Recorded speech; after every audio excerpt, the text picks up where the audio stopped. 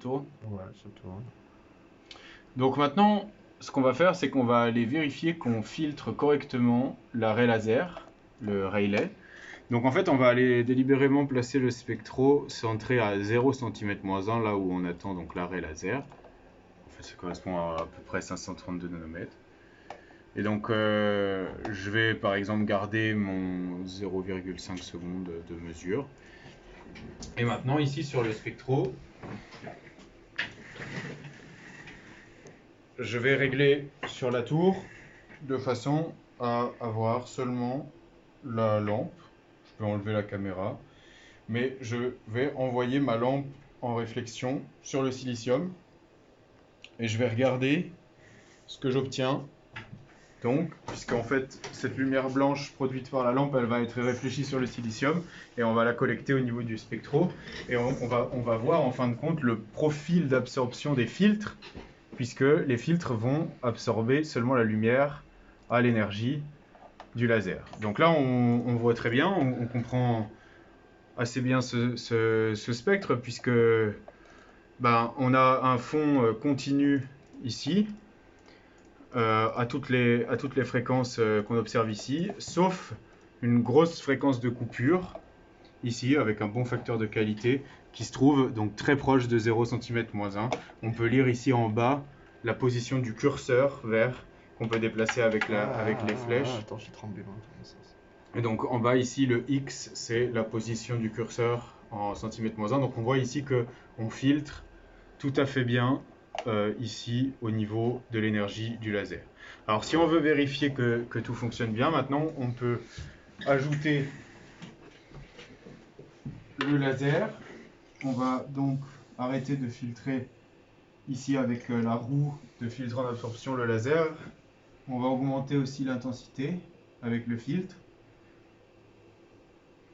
Donc là maintenant, le laser, on a plusieurs milliwatts, probablement une dizaine de milliwatts, qui arrivent ici sur l'échantillon de silicium. Et là-bas, finalement, on observe quasiment rien.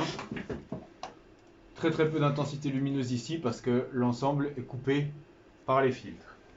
Alors là, c'est parce qu'on est dans une situation où le spectro est bien aligné, où les filtres sont bien placés.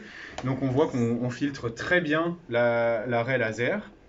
Mais si jamais ce n'est pas le cas, et c'est important de vérifier ça, à ce moment-là, on va garder cette fenêtre ouverte en temps réel, en tournant comme ça en boucle avec le focus, et on va aller là-bas, régler l'angle des deux filtres notch. Alors, le beam splitter, le premier filtre en réflexion, on ne peut pas y toucher puisqu'il conditionne l'ensemble de l'alignement. Il conditionne le fait que le laser soit correctement injecté dans l'objectif. Donc celui-là, il doit être bien réglé dès le départ.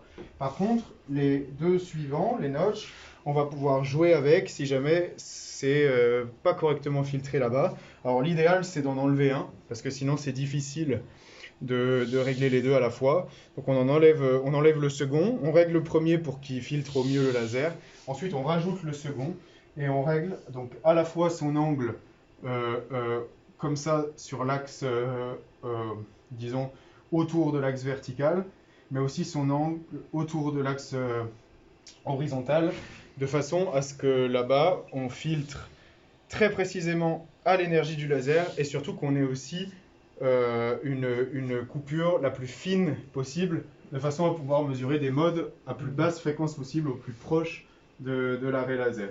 Donc ça peut prendre un peu de temps quand les fils sont désalignés, mais là on voit qu'on filtre correctement. Donc la méthode, c'est vraiment de visualiser en temps réel sur l'écran le profil d'absorption des filtres et de le corriger en bougeant les filtres tout en regardant ce spectre. Voilà.